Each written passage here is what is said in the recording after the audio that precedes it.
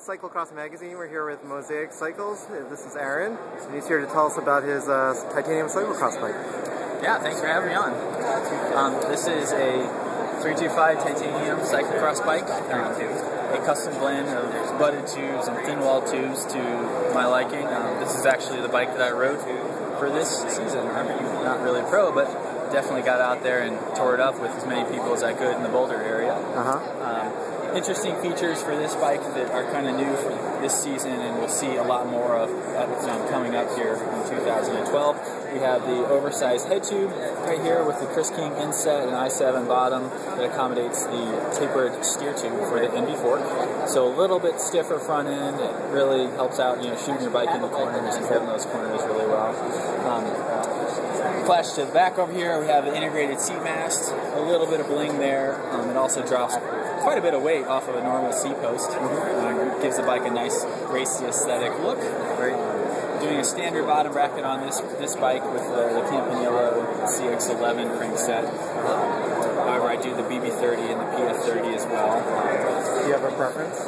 Not yet at this point. It seems like maybe the PF30 is starting to take over the BB30 just because of the sleeve is a little bit better protection, especially for cyclocross. Yep. Is it a stiffer? Potentially a little bit stiffer.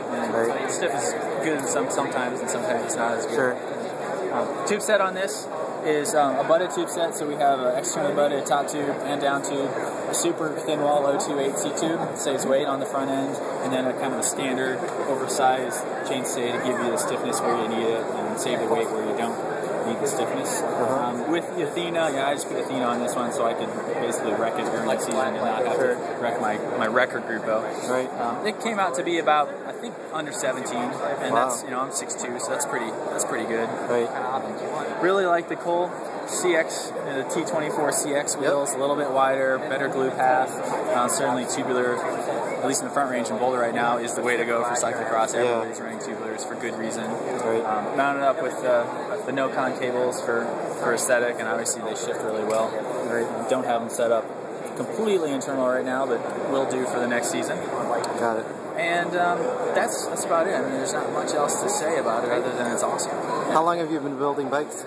Almost 10 years now, just about. Mosaic is in its third show here at NABS, just about its third year as well.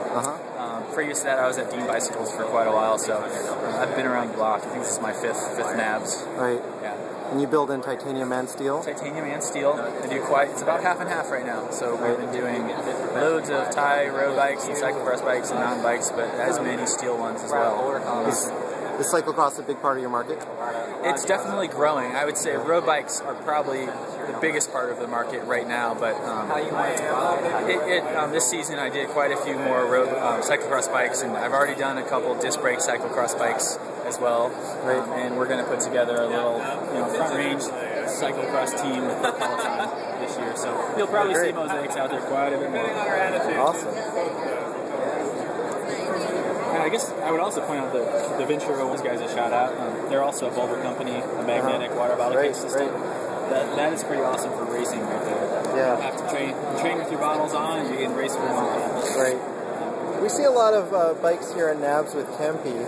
We don't see them much in the race fields. Why is that? I don't know, to be honest. Kempe definitely has a little bit less of a following in the cross. Maybe it's the price point. People just don't want to spend a little extra money and wreck whatever components you're on. I do feel like I was maybe one of the only people in the front at some of the front range races that was on Kempe. I'm sure I'm going to get flack for saying that. Some Kempe person out there is going to email me and be like, I was on Kempe too. It's certainly not a performance thing. I mean, Kempe is right up there with all the other components, in my opinion, as far as shifting and durability and just the precision. I mean, I don't really promote one components company over another one. I do ride Kempe on my personal cross bike and road bike, but I also ride Shimano, and we do tons of tram builds.